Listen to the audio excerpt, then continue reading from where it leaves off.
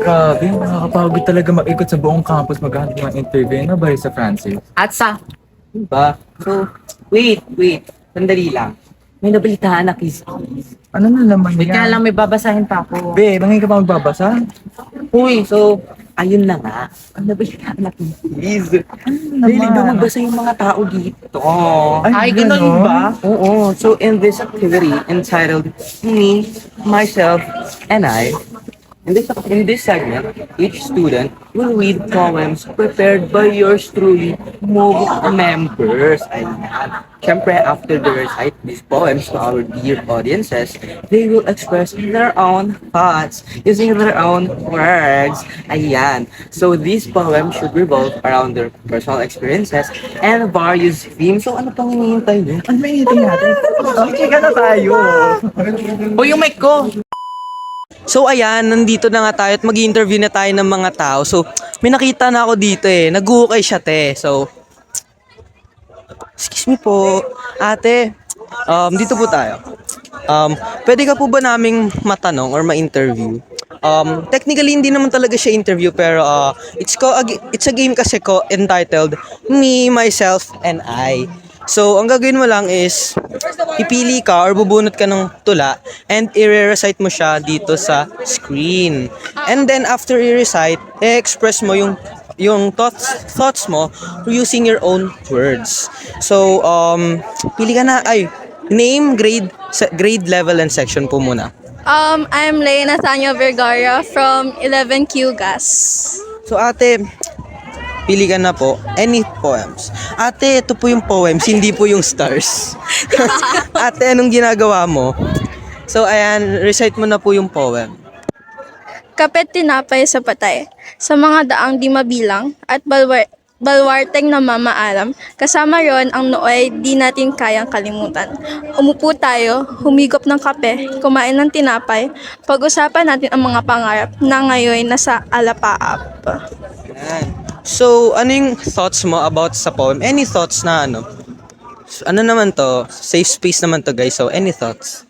Like thoughts about the Any thoughts as in like, ano yung first thought na pumasok? Is either a person or a situation, kahit ano? For me, yung naisip ko about sa tula, I think yung pinaparating niya is about pag yung parang pinag-uusapan nila yung mga pangarap nila sa buhay habang kumakain ng kape tinapay. Yan. So, guys, thank you very much po sa pagsali sa aming game. So, thank you po. So, ayan. Tapos na tayo sa ating interview. Ngayon, dadako na tayo sa next interviewer, guys. So, may nakita na tayo dito, guys. So, ayan. So, name, grade level, and section po. Jude Abetria, grade 10M. Jens Carcalias, 10M. Ayan. So, guys, ang game na to is entitled Me, Myself, and I. So, ang gagawin nyo, guys, is bubunot kayo ng poem na prepared by Move Brafens members. So, after nyo bumunot ng poem, i-recite nyo yung poem sa ating audience. And after nyo i-recite, iano nyo lang yung thoughts using your own words. And safe space naman to. So, any thoughts na maisip nyo is okay lang, guys. Walang mali o tamang sagot.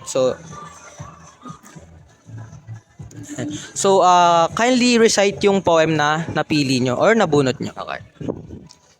Masyado pang maaga. Pero pag-ibig ko sa'yo'y nagbabaga. Siguradong sa hinaharap, ikaw ang kasama kong sa altar sa harap.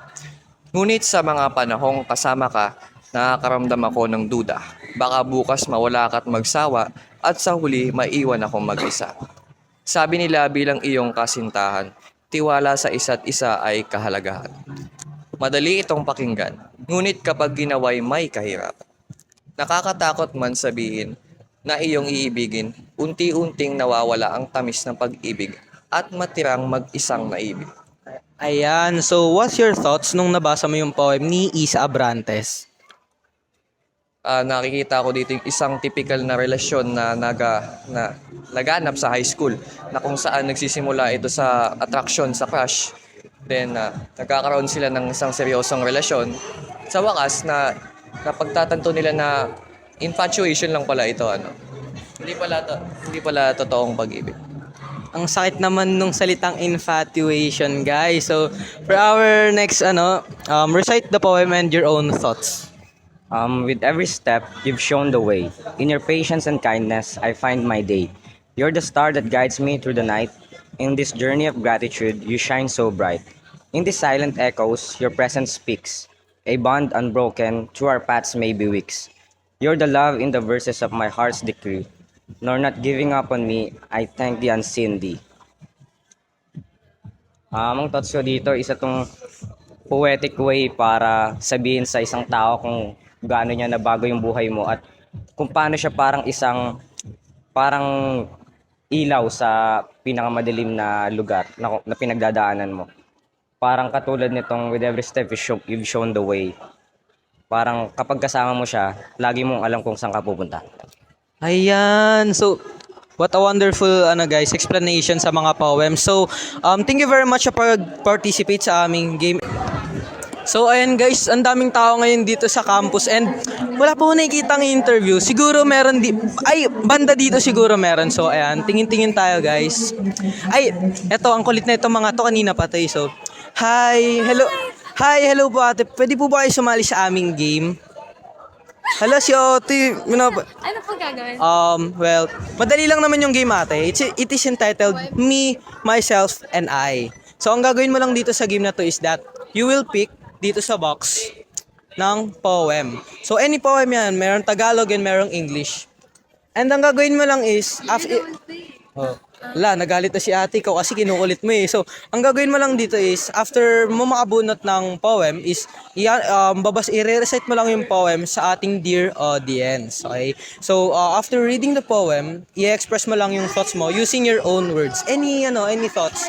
May safe space naman tayo dito guys. So, walang mali or tamang sagot. So, bunot ka na ate. Hala, tinatawanan ako. Sorry, nakakatawa ka po kasi.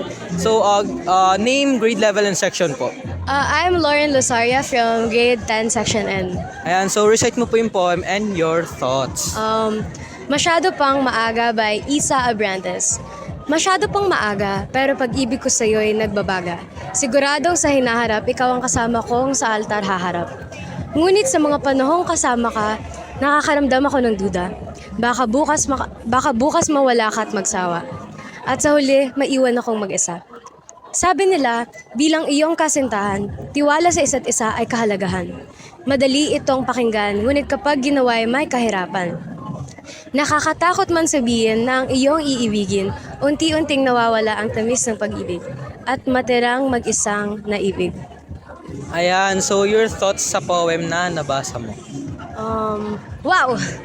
So, ayan guys, may reaction talaga siya guys. Wow! So the poem is about love, and in my perspective, pinag-uusapan niya yung tungkol sa pagmamahal ng masyadong maaga at pagwala ng isang tao sa piling mo ng masyadong maaga. Oh, nakakalungkot naman yung poem. So, guys, thank you very much sa pagsali sa aming game. So, ayan guys, tapos na tayo mag-interview. So, maghanap pa tayo ng pang 10th interview na natin to guys. So, tara guys, hanap-hanap muna tayo. Libot-libot muna tayo dito. Ay, ito may nakita na ako. Ito. May nakita na ako, naka-block siya. So, hi ate. So, hello po. Pwede po ba kayo sumali sa aming game? Madali lang naman siya ate. Go! Ayan, so grade level and name po muna ate. Ang grade ko is grade 11 and I am Alara Lucy Paraiso. Ayan, so ang game po namin is entitled Me, Myself, and I. So sa game na ito is bubunot ka po ng poem and after mo bumunot ng poem, i-recite mo sa ating dear audience yung poem. And after reading the poem, after mo mag-recite sa ating mga audience, is isabi mo lang yung thoughts mo regarding sa poem. Any thoughts, kung ano yung maisip mo. Using your own words. Kahit ano naman, safe space naman tayo dito guys. So kahit anong maisip mo guys. So ayan guys, bunot ka na po. Ayan, so recite the poem to the audience. Okay.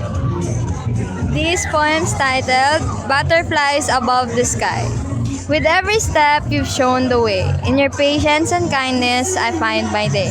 You're the star that guides me through the night. In this journey of gratitude, you shine so bright.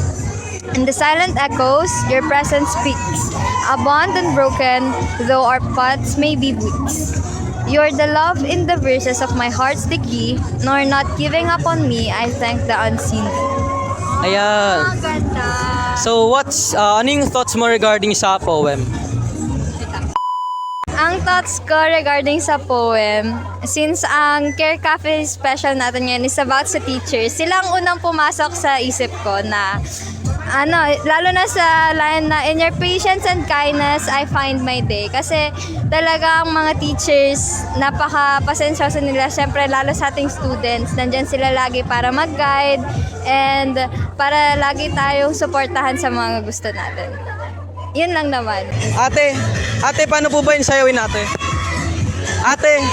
Ate, paano po ba yung sayawin? Ganito po. Pagod ako mausap sa mga to. So ayun guys, nalingat na nga ako kasi tapos ang ating interview guys. So init naman dito pero grabe, enjoy natin ang Vision Mission Week ngayon. And hopefully guys, nag-e-enjoy rin kayo ngayon. And dito na magtatapos ang ating segment na Me, Myself, and I. And hopefully guys, may natutunan kayo sa aming video.